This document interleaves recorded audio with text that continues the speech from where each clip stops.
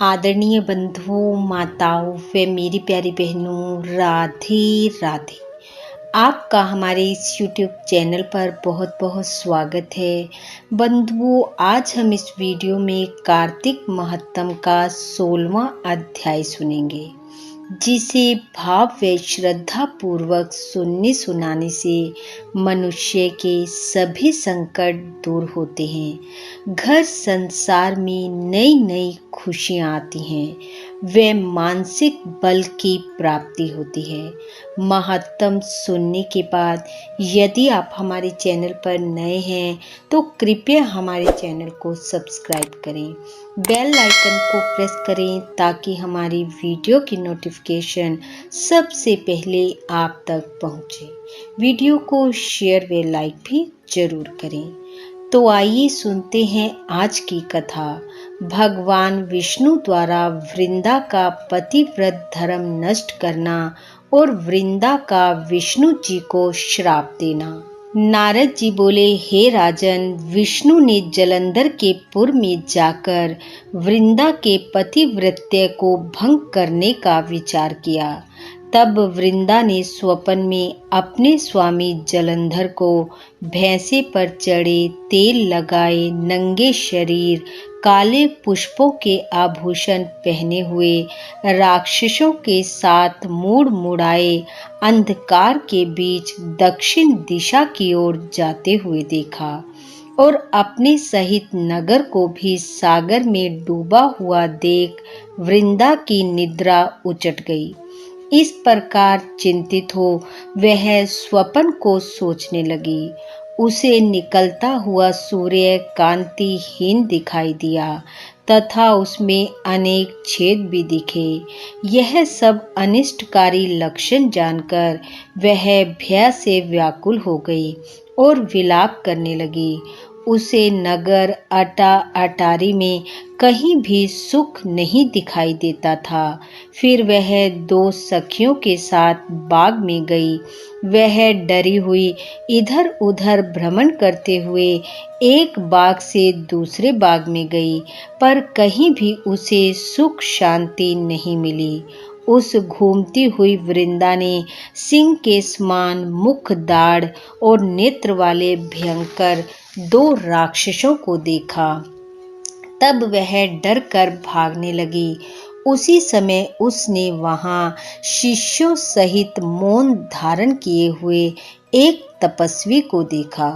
उन राक्षसों के भय से अपने हाथ उस मुनि के गले में डालकर वह बोली, मैं आपकी शरण में हूँ, आप इन राक्षसों से मेरी रक्षा करो। मुनि ने राक्षसों से डरी हुई वृंदा को देखकर हुंकार करके उन राक्षसों को भगा दिया। मुनि की हुंकार से भागे हुए राक्षसों को देख वृंदा प्रणाम कर बोली, हे कृपा निधि, आपने मेरी रक्षा की है। मैं कुछ प्रार्थना आपसे करती हूँ, कृपा करके सुनिए।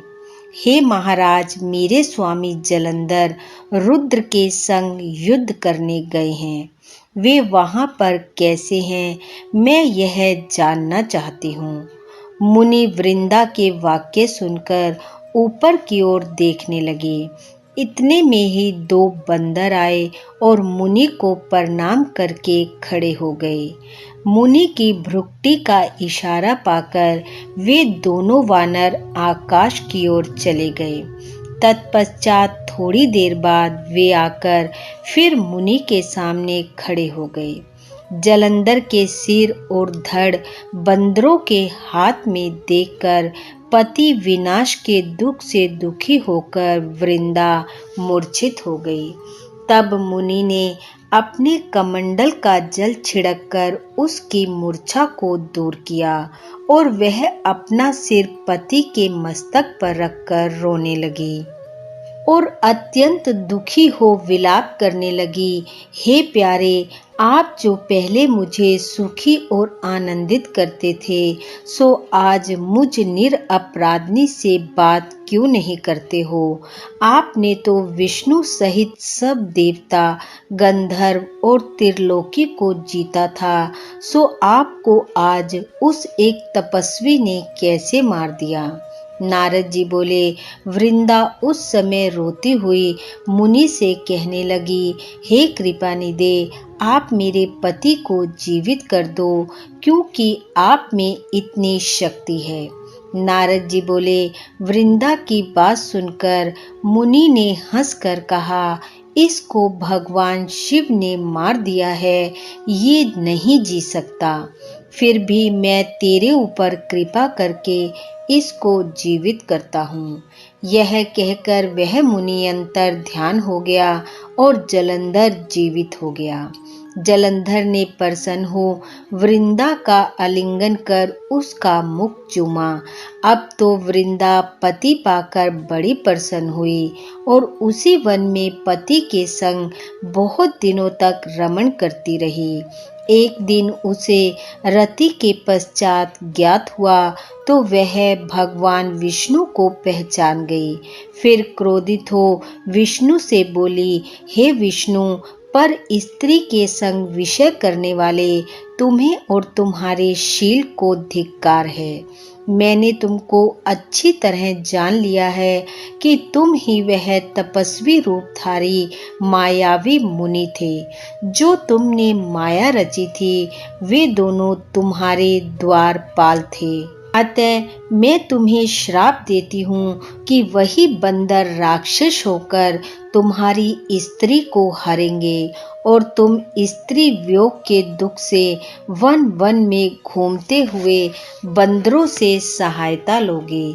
सबके ईश्वर होने पर भी तुम मारे मारे फिरोगे और ये तुम्हारा शिष्य हिरण बनेगा। यह कहकर वृंदा भगवान विष्णु के समझाने पर भी ना मानी और चिता बनाकर अग्नि में प्रविष्ट हो गई।